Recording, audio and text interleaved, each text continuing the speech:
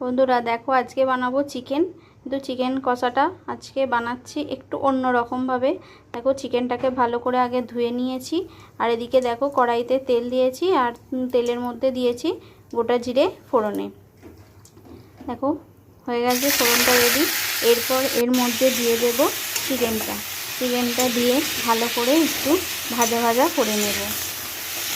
প্রথমে একটু ভেজে নিতে হবে। দেখো ভাজা হয়ে গেছে, হ্যাঁ আমি তুলে নিয়েছি। এবার ওই কড়ার মধ্যে আরও একটু তেল দিয়ে দিলাম। তেল দিয়ে ওর মধ্যে দিয়ে দেব পেঁয়াজ কুচি।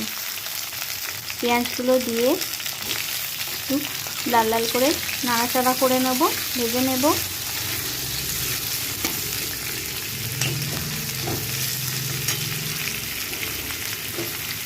এরপর ওর মধ্যে দিয়ে দিলাম গোটা রসুন, গোটা লঙ্কা আর আদার কুচি দিয়ে দিলাম।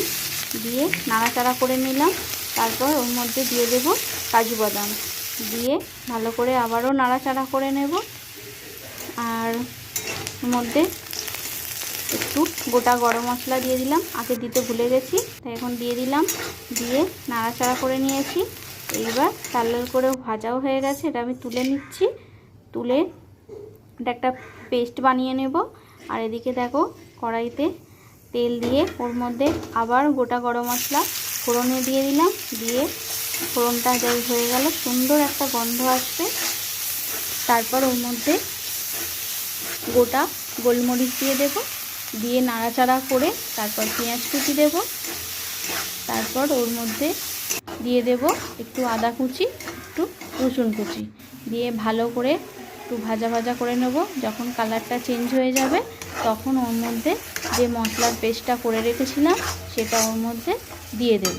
দিয়ে নাড়াচাড়া করব। আর মশলার বাটিটা ধুয়ে ওর মধ্যে দিয়ে দিলাম।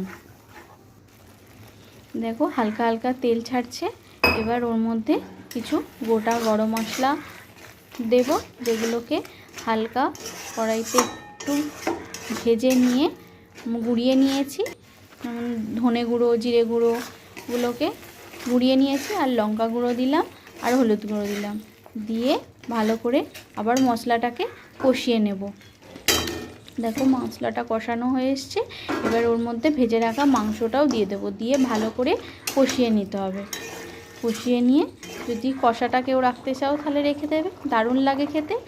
আর যদি একটু গ্রেভি রাখতে চাও তাহলে হালকা গরম জলের মধ্যে দিয়ে দেবে, দিয়ে ফুটে গেলে নামিয়ে নেবে।